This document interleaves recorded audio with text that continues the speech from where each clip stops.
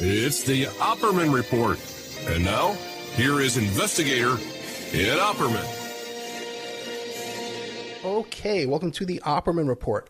I'm your host, private investigator Ed Opperman. You can find me at Opperman Investigations and Digital Forensic Consulting, either through my website, emailrevealer.com, or you can just reach me at the email oppermaninvestigations@gmail.com. If you like our show, be sure and check out our Patreon. All the shows you can hear Monday to Friday on AM/FM radio, you can find on Patreon with the commercials cut out. So that's a great way to, if you don't want to miss a show. Also, our archives are on Spreaker.com. Do a live show there every Friday night, 8 p.m. And that's where we put up all the brand new podcast material goes up on Friday nights on Spreaker.com. And you can go there and find our guest today, noted author Andrew Lownie. Coming to us from the UK. He's been on the show at least once before, talking about the Mountbattens, the lives and loves of Dickie and Edwina Mountbatten. And since we have these new developments where a first-hand eyewitness survivor to Lord Mountbatten has come forward in the recent few months, we've invited Andrew Lownie to come back and give us all the updates. Mr. Lownie, are you there? Yes, I am. Delighted to speak to you again. And as you say, that we've got this very exciting development. Arthur Smith, who lives in Australia, who's a man in his 50s, has actually gone public. One of the problems in the past is people are not prepared to go public. The two people I interviewed for my book, who are sort of well known now, but I couldn't use their names. But we've now got Arthur Smith. He's claiming to have been abused by Mountbatten when he was 11 years old. The case has been brought by a man called Kevin Winters, who's a very well-known lawyer in Belfast who specialises in these cases. I've got a TV producer and journalist that I know very well who has actually interviewed Arthur Smith and is convinced that he is the genuine article. Of course, there's always the problem with fantasists turning up and making claims, and of course people with false memory syndrome. But he's actually given testimonies and there have been affidavits by his sisters given many years ago, and this journalist Martin Bright has been basically trying to stand up his story and make links to real events. For example, he claims to have recognized Lord Mountbatten just after Lord Mountbatten was killed, and things appeared in the newspapers and on television. He was, we know, a resident of the Kincora home in Belfast, which is where many of the boys were taken to be abused. He's brought legal proceedings against a number of institutions in Northern Ireland, and also against the Mountbatten family. And this is for negligence, breach of care, and the fact this has gone to the High Court suggests that there's a very strong case here. And of course, there have been lots and lots of rumours about Mountbatten, but this seems to be the tipping point, and we're hoping that maybe other victims will come forward, impressed by his that he is prepared to go public on this, and justice will, I hope, finally be given to many of the victims. One of whom I know committed suicide or was killed as a result of his abuse by Mountbatten. That's tragic. I wasn't aware of that. Before we get into this whole thing with Mountbatten and Arthur Smith, and this is excellent news to have this new witness come forward, why don't we remind the audience who is Andrew Lownie? Right, who's Andrew Lownie? Well, I'm a British historian. I've written a series of biographies. I'm president of the Biographers Club. I was a fellow of a Cambridge college, and I have held visiting fellowships and professorships at various places. I've written a series of books, ranging from a biography of the writer John Buchan and the spy Guy Burgess, to a series of books on the royals. My most recent book is a book called Traitor King, which shows, I think, pretty convincingly, using documents, and I always have documents to back up everything I say, that the Duke of Windsor, the former Edward VIII, was not an unwitting dupe of the Nazis, but was an active intriguer with them. So the books tend to be controversial. They tend to do quite well. Both these royal books have been Sunday Times bestsellers. They've been published in the States. In fact, the paperback of Traitor King, I think, only came out last week, and it's just, I think, been voted, one of the top 8 royal books of all time by Town and Country. And the Mountbatten book came out in 2019, but I've continued to work on it.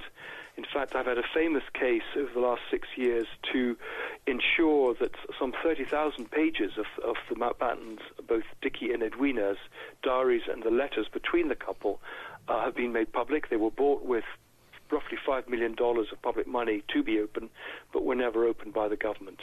And that, of course, has revealed a lot of new information about the couple. And for those who don't know who Mountbatten was, he was regarded as the honorary granddad of Prince Charles. He was the uncle of Prince Philip, married to the Queen. He was the last Viceroy of India, and he eventually ended up as head of the British Armed Forces. So a pretty interesting career. He was also Supreme Allied Commander in Southeast Asia during the war, working with MacArthur. So my book had a lot of American material in it. He was a great friend of Roosevelt. He honeymooned with Charlie Chaplin at Douglas Fairbanks' home. So there's some very, very good, strong American stories in the book. And, of course, he was murdered by the IRA in August 1979. Yeah, with the two young men on his boat. No, the two men who were abused, that I interviewed, were abused in August 1977, 2 years before. But what is quite revealing is that we know that the security had a checkpoint, and they took the car numbers of all the cars coming into this, what was his Irish home on the west coast of Ireland. And we know that those numbers have been kept, but they're refusing to release them. And indeed, all the papers relating to Mountbatten's death remain closed over 40 years after his death. The argument is that it's still an active murder investigation, which is not true. In fact, one person has already gone to prison. He's come out under the Good Friday Agreement, and there's no appetite to pursue this case. So there's something that's being covered up, and people have made suggestions that one of the reasons that he was not keen on security, in fact, his security on the year he died had been reduced, even though there was an enhanced security risk. There have been various attempts on his life in previous months, was because he wanted the freedom to be able to indulge in his paedophile tendencies. One of the things I did find in my research was that he possibly himself was abused by the man who eventually married him, a man called Frederick Long, who was a teacher who tutored him when he was a teenager. Now, what about, because we just had the recent coronation of King Charles, and even here in the States, this thing went on ad nauseum for days and days and days. Did any of this bubble to the surface during that week-long pomp and circumstance? Well, we've had the funeral of the Queen. That was, I think, what you're referring to. We've got the coronation of the King in May. And I think there was a general feeling of great sadness when she died. She'd, of course, been on the throne for over 70 years. And I think there was a great deal of deference that they wouldn't raise any of these matters. Though the Arthur Smith story, when it broke, had quite a lot of publicity, indeed, around the world.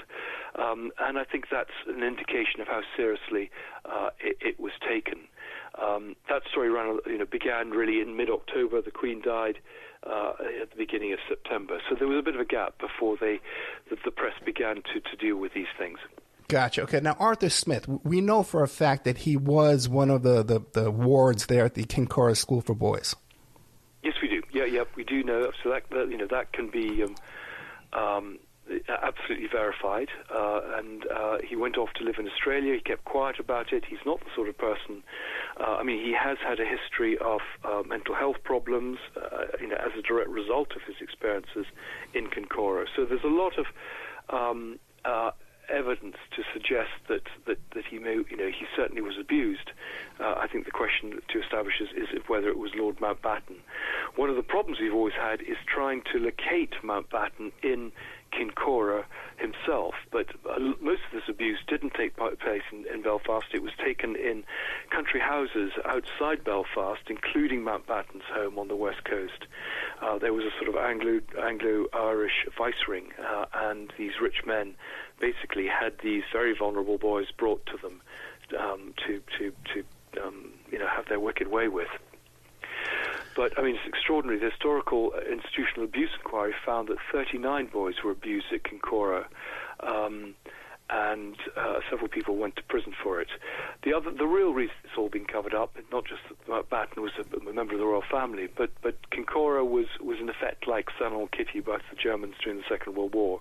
It was used by the intelligence services to compromise people as an intelligence listening post, because many politicians used it, and they were able then, of course, to blackmail these politicians.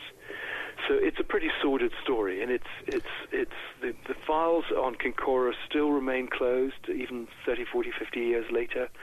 And though we've had inquiries, they've always had very prescribed terms. They've always had carefully chosen judges, and I don't think we've got the full story yet. But there have been some recent developments with Kincora, correct? Well, I mean, there are always journalists looking at Kincora. I managed to get some Kincora files released after a long campaign, but the files that were released had been basically weeded, and there was very little information in them. So there is a real stalling process going on by the government to not let this stuff come out.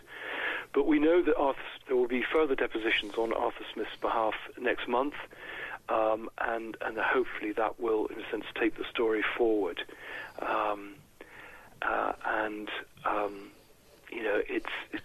It's an ongoing story, which I hope you will want to continue to report on, because I think it's very important. There have been lots and lots of stories about Lord Mountbatten, who was in a position of terrific influence and power, and these victims have not until now really had a chance to have a voice in this whole story. Now this recent litigation with Arthur Smith, is this civil litigation or criminal investigation? It's civil. Civil, gotcha. Okay. And there is no statute of limitations for this kind of thing over there? Well, there are sometimes, and it's been one of the problems. Yeah. I know other people who've tried to bring cases, but I think this has clearly been waived here in this case, I think possibly because it is such a strong case.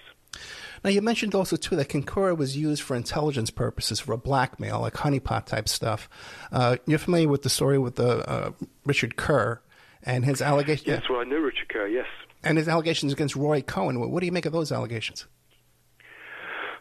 I believe them. I've seen the pictures, and I think that's it hasn't been very widely reported, but I think the evidence is there very clearly. There's a journalist called Joseph de Burke who's reported a lot of this in something called Village magazine in Ireland, and he's got chapter and verse on all these things. Yeah, and up till this very day, practically, we have Kevin Spacey, this American actor, Ghislaine Maxwell, Jeffrey Epstein, and their relationships with the royals. To this very day, there's no outrage over that? Well, I think there's still, a great deal of deference towards the royal family. I think there's a feeling that people don't want to know about paedophilia. They think these people are fantasists. They don't really want to address it because, of course, it raises huge issues.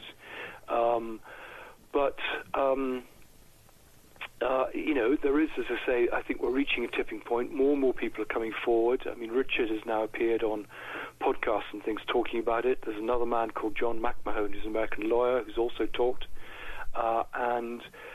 I think it's great that people are coming out talking more openly about these things, and hopefully that will force the authorities to have a proper investigation, which we haven't had up till now. Mm-hmm. Very true. Now, some of these things with Richard Smith, it talks about how he was brought to Classybound Castle in Mulgamore. What can you tell us about that? Well, the two victims that I interviewed for my book, who I call Sean and Amal, they were brought to Classybourne, and one of the reasons I believed them was they were able to give very detailed accounts of Classybourne, which was Mountbatten's home on the west coast of Ireland in a place called Mullaghmore. Arthur Smith seems to have been abused in Belfast, as far as I remember. So it's a slightly different story there. But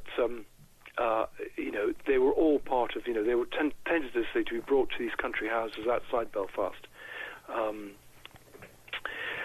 So the problem is that a lot of this stuff, hasn't been made public, and I've only got a little bit of information from the journalist who's interviewed Arthur Smith, but he certainly this is a hardened journalist, TV investigative journalist who believes him, which is good sign, because clearly one wants to be careful with all these cases, that these are genuine victims and not people who are somehow taking advantage of the situation and trying to get some sympathy. Yeah, right. You've brought that up several times, these fantasists who seem, and because it happens here too with the Maxwell and Epstein case, I see it all the time.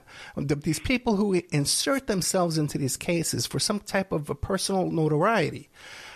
What do you make of that? Do you think these people are just fantasists, like you say, or perhaps being inserted in to cause confusion? Well, I think there's a mixture of both. Yeah. I think there are also the people who, there are a lot of people who do have false memory syndrome. I mean, there's a man when I was doing the Mountbatten book, who claimed to be the illegitimate son of Mountbatten, which he couldn't be. I just was able to check him out. So there are a lot of these people who sort of want to write themselves into the script, and I think what often happens then is the authorities see this is a way of discrediting any victim coming forward, and they encourage these people. They perhaps have tame journalists who interview them, and then of course they destroy them. And by discrediting one lot, they hope that people will feel that everyone should be discredited. So there's certainly black ops going on the whole time, and we know this because there's a whole history of these sort of engagements. There's a well-known sort of campaigner called, I'm sure you'll know, called Colin Wallace, who was a British intelligence officer, who was himself, his own career was derailed. He was sacked, and he was involved in these black ops operations. And so, he's a very good person to explain how they operate. There is some sort of dark state operating, which is very, very worrying. Yeah, I've had Colin Wallace on the show, and they actually set him up for a murder case, threw him in prison, and when he gets out, they overturn the conviction. This guy hits the ground running, doesn't miss a beat, and he's back out there shedding a light on all this stuff. You got to really be impressed by someone like that. Yes, no, he's a very impressive man, and it's all, as you say, chapter and verse. He's been raising a lot of these issues, for 30 years now, and, writing to prime ministers. He's always got everything forensically documented. So these aren't vague allegations. These are very, very carefully investigated statements. And, he is an intelligence officer. I mean, he knows how these things work, and he makes his case. But, until we get, people in government who are prepared to face up to our history, which is not always very attractive, then these things will continue to be suppressed. Yeah, I think just if the average listener went back and found the Colin Wallace show we did, the Richard Kerr show, and the previous show with Andrew Lownie, I think the case has been made here well enough for most people to be convinced. Now, since this Arthur Smith has come forward, have you returned back to Sean and Amal and re-interviewed them? Well, in fact, the journalist who went to interview Arthur Smith is hoping that they will appear in a television program, and that's not been confirmed. But we're hoping that they will go public now that Arthur Smith has gone public and add their voice to his. And I haven't interviewed them because, there's already plans for this TV program. But and I've moved on to other subjects. I'm now doing a book on the Duke of York, Prince Andrew. So I'm still involved with these sort of scandalous sorts of events. But I hope that they will go public, either on television or with interviews in the press, and we will get a bit more detail of their story. But of course, it happened a long time ago. They were very young, pretty traumatized, and as you know, it's very difficult to get completely accurate accounts of something. I mean, I couldn't remember what happened to me, however awful, when I was 16. So, but I think the more people we have saying similar things. And what I thought was interesting about the Arthur Smith case is the abuser behaved in a very similar way as he did to Sean and Amal. He was very diffident, rather apologetic about his behavior, embarrassed by it, and that's exactly what So what Arthur's saying and what they're saying is very similar. Now, for the three survivors, did they refer to him as Dickie, or did they know him as to be Lord Mountbatten? No, they didn't know who he was. They were just brought to him. And it was only when they saw pictures of him on television, I think all three of them, that they realized who this man was. But they wouldn't have been given his identity. And of course, as someone that I think Richard talks about a lot, and I'm sure you're aware of Stephen Waring, who was also in the home with him, who was also abused, and who died in very mysterious circumstances on the Liverpool ferry between Ireland and Liverpool, and who was basically trying to escape from King Cora and the abuse he had suffered. Now, you mentioned you're working on a book on Prince Andrew. Is that going to be covering the same topics? Well, it's a full-scale biography, so it will cover his naval career, his time as a trade envoy, but it will clearly have to address his friendship with Epstein and Ghislaine. And Kevin Spacey, too, as well. It's another one. Well, exactly, yes. Yeah. So, yes, it will be reinvestigating some of this stuff. I mean, the royal family do seem to have these connections with people like Jimmy Savile and others who've gone to prison for their behavior. Yeah, it can't be more obvious that there's an obsession with this area. Well, I don't know if it's an obsession. I think they seem to be drawn in, whether through their consciously or unconsciously, into some of these circles. I think there's no doubt that Mountbatten was probably abused as a child, and certainly as an adult was an abuser. I think the evidence against Prince Andrew is much less clear-cut. I mean, we know that he sleeps with young girls, at 17, but that's not quite the same thing. So, I think these accusations of paedophilia are bandied around very generously, shall we say, with members of the royal family, but there's no evidence, apart from Mountbatten, that any of them were paedophiles. They have been very supportive of paedophiles. There's a famous case of Charles supporting a man called Peter Ball, but that may just be a misplaced sense of loyalty rather than anything else. Okay, that's interesting. Now, and you said, too, you're working on some other books here about combat frogmen. Tell us about that. No, these aren't my books. I mean, I wear two hats. I'm a writer, gotcha. and I'm also an agent for other people's books. So you were just asking if there are some interesting books coming up, and those were two interesting books that were coming up in the new year. One, the war that's going on beneath the oceans. We're seeing cables being cut, all sorts of things, the fight in the Arctic. And then another book, which is an extraordinary story about a father and son who both independently kept a diary in Auschwitz. And the book, which is called The Boy Who Follows His Father into Auschwitz, which was an international bestseller around the world, is about to be brought out as a children's book. So I suppose they're trying to do what was done with the Boy in the Striped Pajamas. But, that will be a very important book, I think, in terms of Holocaust education. And reminding people of what happened. Gotcha, right, because you're a publisher as well. So I was a little confused there. And now, Trader... Yeah, I wear lots and lots of different hats. Yeah, well, thank God you have time for me. I really appreciate it. Trader King, the scandalous exile of Duke and Duchess of Windsor. Now, you make a good case here that they were Nazis, Nazi sympathizers. They were, yes. I mean, it's based on very extensive primary research and archives around the world, including the intelligence services files from Portugal and France, and the FBI files in Britain. But there's lots and lots of other material. There's a lot from private diaries. There's a lot in papers, for example, from the Roosevelt Library. There are... I went to the Royal Archives. I was the first historian to look at the papers there. So this is all primary material, which backs up the case that he was basically a stooge of the Nazis. He was prepared to come back in the summer of 1940, when it looked like Britain might be invaded, and to come back as a puppet king, replacing his brother and Churchill. And he was communicating with known German agents in code, which was a criminal offense he could have been executed for. He continued to the end of his life to believe that Hitler was a good chap and the Holocaust wasn't a bad idea. So he was a pretty unreconstituted Nazi, and that was one of the reasons why British officials were not keen on him becoming king. The abdication is often seen as the story of a man who gave up the throne for the love of a woman, but in fact it wasn't a great love affair. She hated him, was bored by him, treated him very badly, and felt chained in a marriage that she never wanted. And what really happened in 1936 was a sort of palace coup, that he was deposed using the excuse of Wallace Simpson as a divorced American woman to get him away from the throne because of his Nazi sympathies.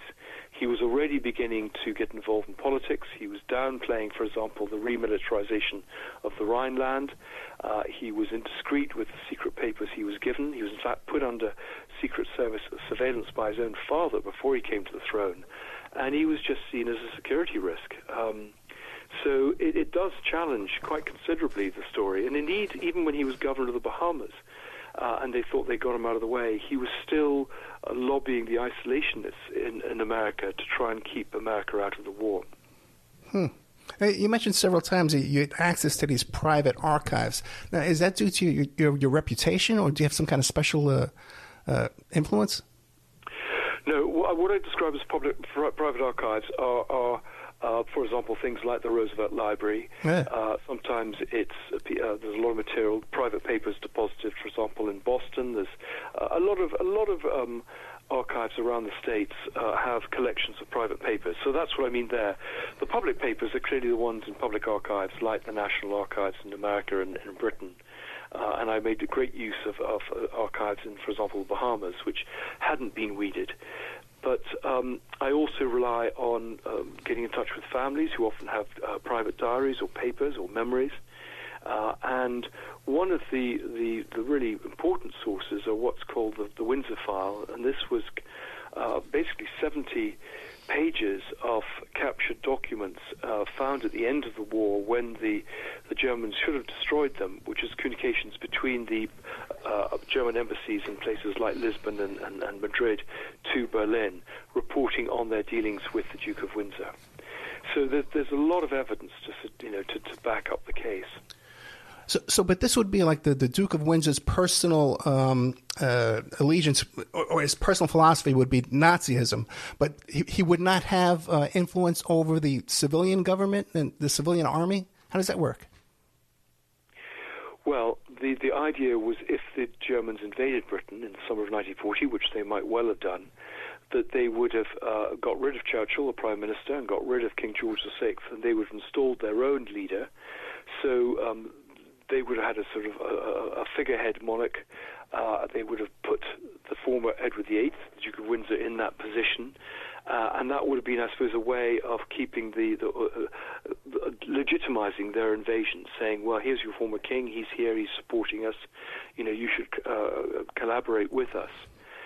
So, his powers would have been more, I suppose, ceremonial than actually political powers. Of course, that would have been just done by the Nazis themselves. Terrifying. The traitor king, the scandalous exile of the Duke and Duchess of Windsor. What can you tell us about the influence of Mountbatten upon King Charles? Well, he was amazingly influential. I mean, as he had been to his mother. He was her great advisor when she first came to the throne in 1952. But Charles called him his honorary grandfather. He was the grandfather he'd never known because both of them had died before he was born. And or rather just after he was born, he was too young to remember them. And Mountbatten had only had 2 daughters, so this was the son he never had. And Prince Philip really didn't have much time for his son. He was busy. They were temperamentally very different. And Mountbatten took on this role, and he felt he was the future king. He could have some influence on him. He allowed him to come and had his own room at Mountbatten's country house where he could bring his girlfriends. They had long chats. They wrote to each other extensively. It was Mountbatten who gave him, for example, advice on his love life, that he should have lots of girlfriends and then find some virginal woman to marry, which is exactly what he did.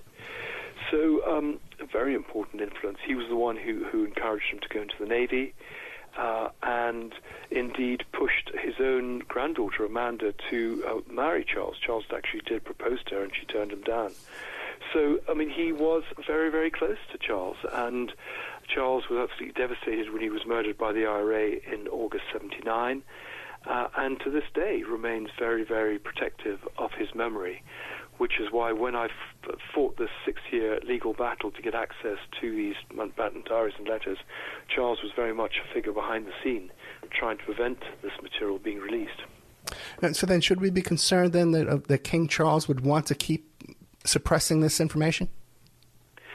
Yes, I think there's a real concern that there is a curated history of this country. I mean, I'm sure it's true of all countries, but we have laws which prevent us basically using any information based about the royals. A lot of their papers remain closed, or all, if for example, the Queen's papers, only some of them will be opened even 5 years after her death. We have papers going back to Queen Victoria which are still closed. So it's very difficult to tell the proper story if you don't have access to the papers. And there's a terrific loyalty within their own close circles. These are people they've known over many generations. I mean, families often, the son becomes the courtier and it's passed on to the next son. So these are people who are hardly likely to talk to historians and journalists. So it is very difficult to tell the full story. But, my own feeling is that there are always records somewhere that you can find which will support a slightly different version of events. And then what about the future, like with William and Harry? Any indication that they would object to this type of cover-up? No, I think, Harry is out of it, but William, I think, is very much believes in the same principle that these stories should be covered up. It allows much more effective presentation of the good sides of the monarchy, which is what's important, the brand, and people don't want, of course, their dirty family secrets washed in public. So I don't see there's ever going to be a change until the laws are changed. And this Section 37 of the Freedom of Information Act, which exempts all royal documents from release, is changed. It's a real concern. Anyone trying to write about the royal family is doing so with both hands tied behind their back. Yeah. What about Andrew Lownie?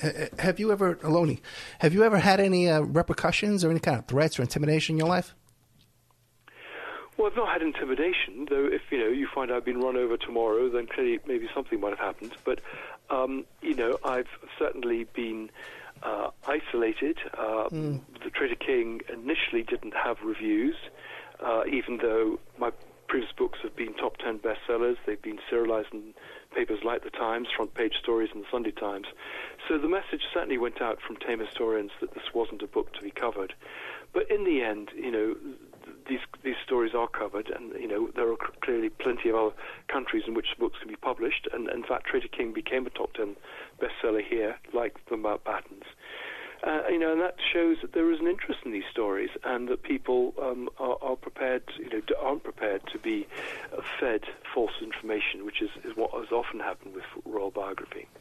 And back to the Arthur Smith litigation, are you confident that this will receive the kind of justice that he deserves? Well, it's I'm hopeful. I'm hopeful that but it all depends on the judges and all sorts of other things. The judicial system can be pretty haphazard, and it of course depends on the evidence. But I think there's a much stronger public appetite for these stories to be properly dealt with rather than brushed onto the carpet, and I hope that the judiciary will take that on board. But Richard Kerr has been pursuing his court case now, as you know, for many years, and there are always ways to shut down cases. And as you say, as I said before, the historical abuse inquiry had very prescribed elements to it, and it really didn't deal fully with the problem. It was a fudge, and I just hope that doesn't happen to Arthur Smith. Yeah, because the time is on their side. They can wear you down. The victims, the survivors, get older and older. What about Kevin Winter? Have you been in touch with him? Yes, I talked to Kevin, and in fact I gave him some help with the case because I clearly was able to corroborate dates and when Mountbatten, for example, was at Classieborne and elsewhere when he was in Ireland. So that's helped in the presentation of their case because, of course, they need to be able to show that Mountbatten was in Ireland on the occasions when he's supposed to abuse these boys. He only spent a month there a year, so that's quite easy to do. But, of course, the boys wouldn't have known which month he was there. And the fact that their accounts do tally with the facts does suggest that they're telling the truth. Gotcha. And you mentioned, too, that Arthur Smith has a sister who provided some corroboration? remember he has two sisters, or a sister and a brother, and they both signed affidavits many years ago when he gave them the story. So long before he decided to go public and to sue the various institutions that brought him up. So that's a good sign. It's not someone just suddenly coming up and deciding to try and make some money.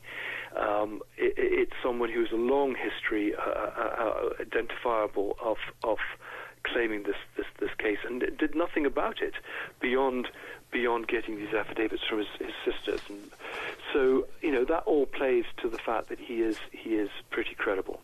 Now, did he confide in his sisters at the time of the abuse, or how many years later? I think it was many years later, as far as I understand. I think he kept it very quiet. He's a sort of rather macho man. I think, as far as I remember, he's a builder.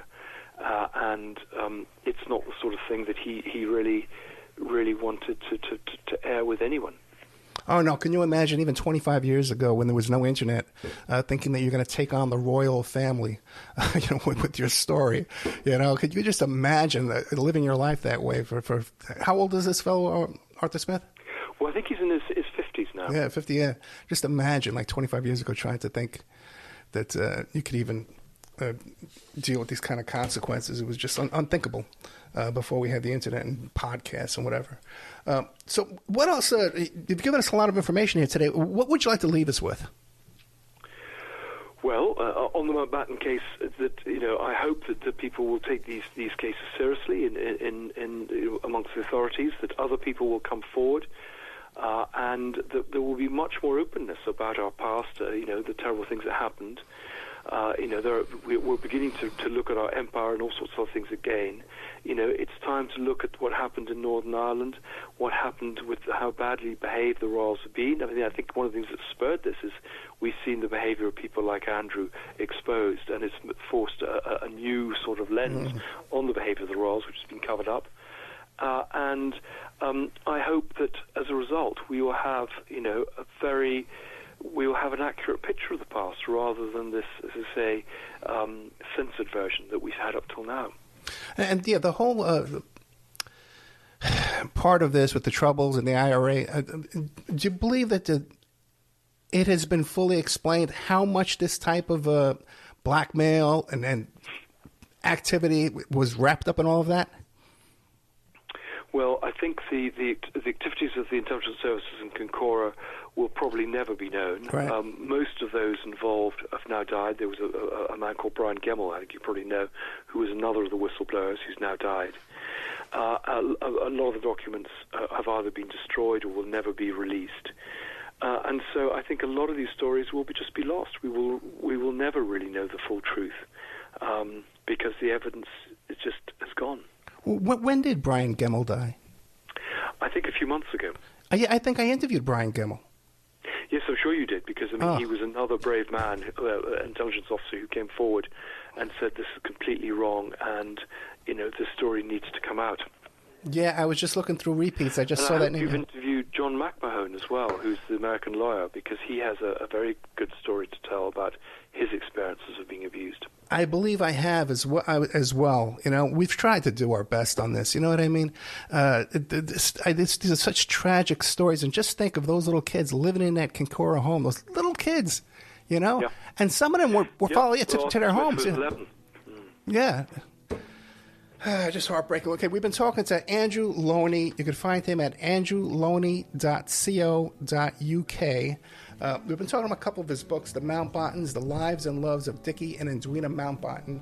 And then more recently just came out as Traitor King, The Scandalous Exile of the Dukes and Duchess of Windsor. Andrew Lownie, thank you so much. It's been a pleasure. Thank you very much for asking me. Thank you, sir. Good night.